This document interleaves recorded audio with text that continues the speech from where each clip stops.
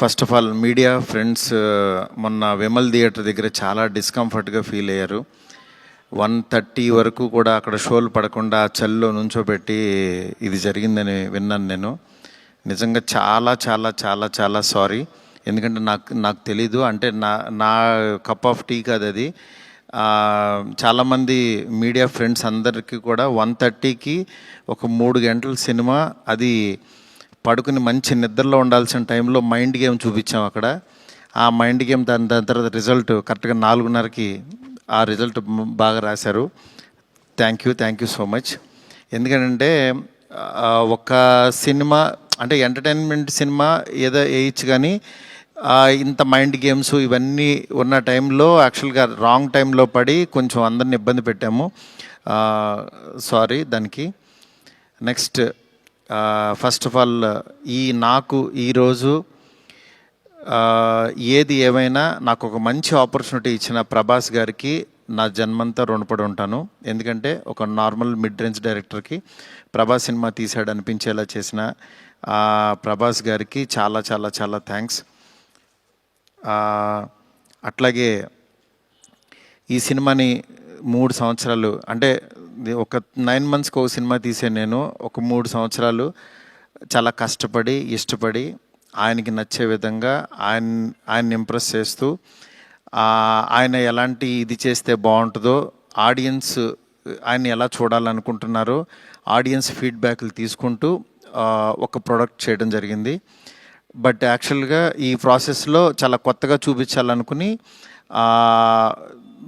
అంటే last climax అదంతా చూసిన వాళ్ళందరూ అసలు ఇండియన్ స్క్రీన్ మీద ఇలాంటి మైండ్ గేమ్లో ఒక కమర్షియల్ హీరో సినిమా ఇంతవరకు రాలేదు, నిజంగా చాలా కొత్తగా ఉందని ఈరోజు 40 మినిట్స్ ఎపిసోడ్కి మాత్రం చాలా ఎప్రిసియేషన్ వస్తుంది through out world wide.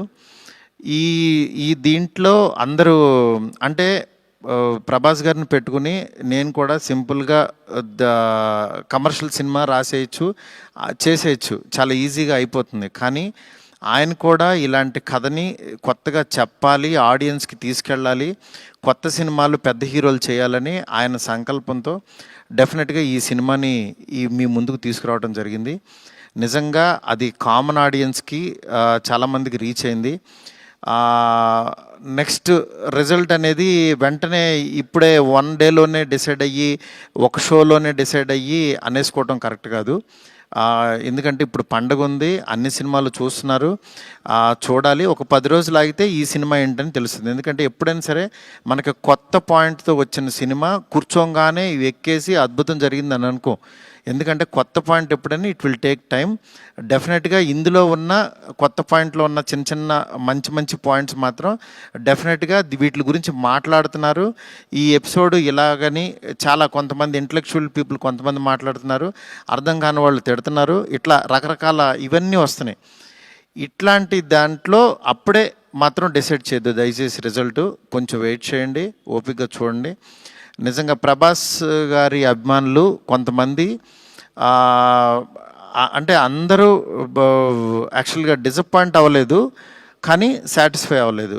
Because మేము ట్రైలర్లో ప్రభాస్ గారిని చూపించాం, ఏది ఓల్డ్ గెటప్ చూపించాము, ఇట్లా రాక్షసుణ్ణి అనేది చూపించాము, ఆయన యాటిట్యూడ్, ఆయన స్వాగ్, ఇవంతా ఆయన్ని ఎక్కువ పరిచయం చేసాం.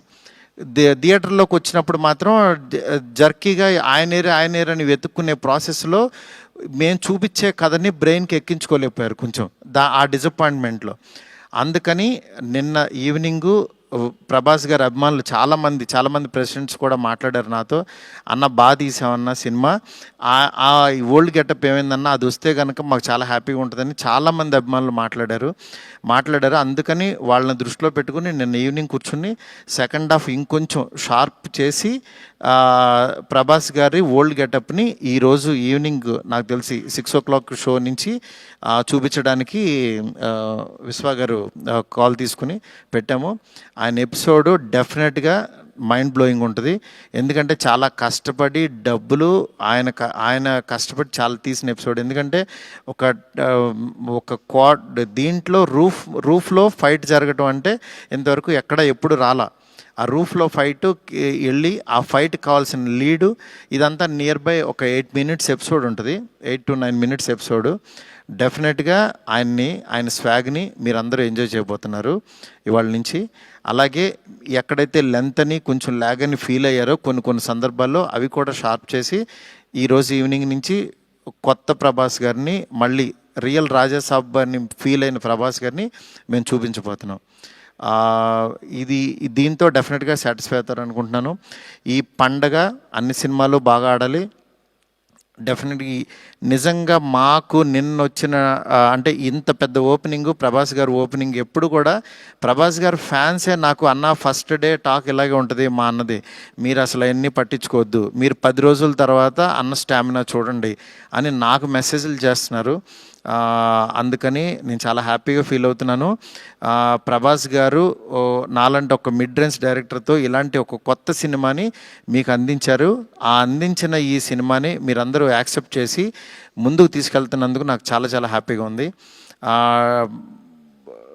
నాకు అంటే ఈ కలెక్షన్స్ ఇవి నాకు తెలియదు కానీ బట్ కామన్ ఆడియన్స్ చూసిన వాళ్ళు అందరూ బాగుందంటున్నారు, ఎంజాయ్ చేస్తున్నారు. అంటే ఒక ఎంటర్టైన్ చేసినంతసేపు ఎంటర్టైన్ చేసి దాని తర్వాత ఒక విషయాన్ని చెప్పగలిగాము. ఇది ఆడియన్స్కి బాగా ఎంజాయ్ చేస్తున్నారు. Thank you so much. ఇలాగే మీరు ఎంకరేజ్ చేయాలని చెప్పి మనస్ఫూర్తి కోరుకుంటున్నాను. Thank you.